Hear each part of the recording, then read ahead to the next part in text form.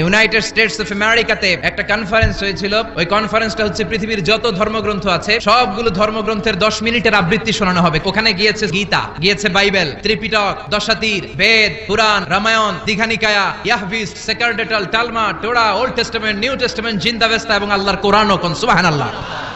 এই কনফারেন্সের উদ্দেশ্য হচ্ছে এইটা চেক করা কোন বইয়ের আবৃত্তিটা বেশি সুন্দর লাগে। সব ধর্মের শায়েকরা, গুরুরা, ধর্মনানকরা আর ফাদাররা আর কারীরা বসেছে। বিচারকের সামনে একটা গ্রিন বাটন, একটা রেড বাটন। প্রথমে ডাকা হয়েছে শ্রীমত ভগবত গীতা। 10 মিনিট পড়েছে। পড়ার পরে বিচারক রেড বাটনে প্রেস করেছে, সময় শেষ, নেমে গিয়েছে। সব ধর্মগ্রন্থের আবৃত্তি এবং তেলাওয়াতের পরে সর্বশেষে মুসলমানদের ধর্মগ্রন্থ কোরআন আবৃত্তি করার জন্য ডাকা হয়েছে। এসেছে মিশরের কারি আব্দুল বাসিত ইবনে আব্দুস সামাদ। উনি দাড়ি রাখেন না, ক্লিন শেভ, পাতলা একটা চাদর আর জুব্বা পরে চলে এসেছে মাইকের সামনে। এসে আউযু বিল্লাহি মিনাশ শাইতানির রাজীম বলে টান দিয়েছে। উনি সূরা ফাতিহা পড়তেই সময় নিয়ে নিয়েছে 13 মিনিট। শ্রীমত ভগবত গীতাওয়ালারা হাততালি দেয়, সময় শেষ, কোরআন গেছে। কিন্তু কি আজীব তামাশা, বিচারক তো লালবাতি চাপে না। আব্দুল বাসিত কয় এই তো সুযোগ, বিচারক যেহেতু লালবাতি চাপে না, আমি আরেকটা সূরা ধরি। উনি কোরআনের সবচেয়ে সুন্দর সূরা সূরা আর রহমান তেলাওয়াত শুরু করলেন। উনি উনার গলায় আল্লাহ যত সুর দিয়েছিলেন সব সুর, দরদ, আদর ঢেলে দিয়ে সুরের ঝংকার তুলে পুরো কনফারেন্সকে মাতিয়ে দিলেন। 20 মিনিট, 25 মিনিট, 30 মিনিট হয়ে যায়, লালবাতি চাপে না।